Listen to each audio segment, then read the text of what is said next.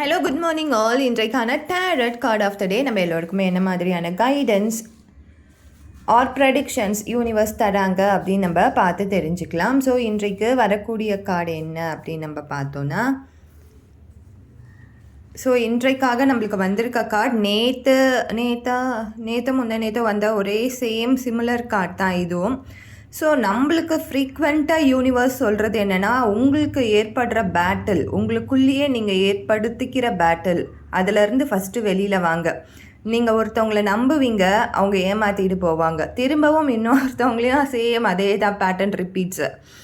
So நீங்கள் first உங்களுக்குள்ளே இருக்க உங்கள் ஏமாற்றங்களை உணருங்க. நீங்கள் எங்கெல்லாம் ஏமாந்துருக்கீங்களோ, இனிமேல் நான் அங்கே ஏமாற மாட்டேன், இந்த மாதிரி சுச்சுவேஷனை என் லைஃப்பில் நான் க்ரியேட் பண்ணிக்க மாட்டேன், மற்றவங்கள நம்ப மாட்டேன் அப்படின்ற அந்த தாட்டை மனசில் கொண்டு வாங்க.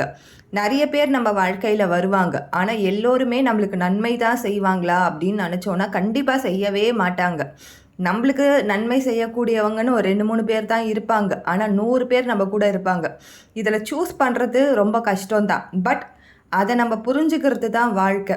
யூனிவர்ஸ் யாருன்னா ஒரு புது மனுஷனை அனுப்பிச்சிச்சின்னா அது ஒன்று லேர்னிங்காக இருக்கும், ஆர் அந்த பர்சனால் நம்ம லைஃப்பில் எதனா நல்லது நடக்கும். ஆனால் நிறைய சமயங்களில் லைஃப் லெசனை கற்றுக் கொடுக்கறதுக்கு தான் நிறைய பேர் வருவாங்க.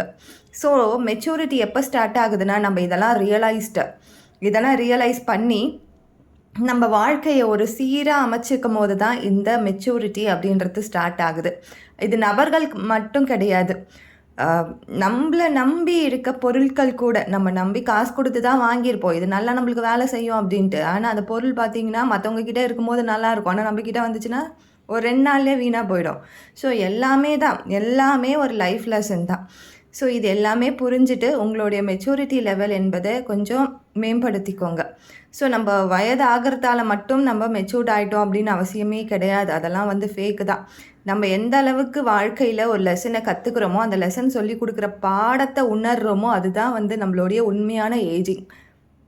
ஸோ இதை உணர்ந்து, இது இந்த வாரத்திலே ஒரு சீட்டிங் கார்டாக செகண்ட் கார்டாக வந்திருக்கு. இந்த பதிவு யாருக்கு யூஸ்ஃபுல்லாக இருக்குமோ கட்டாயம் நீங்கள் ஷேர் பண்ணுங்கள். தேங்க்யூ.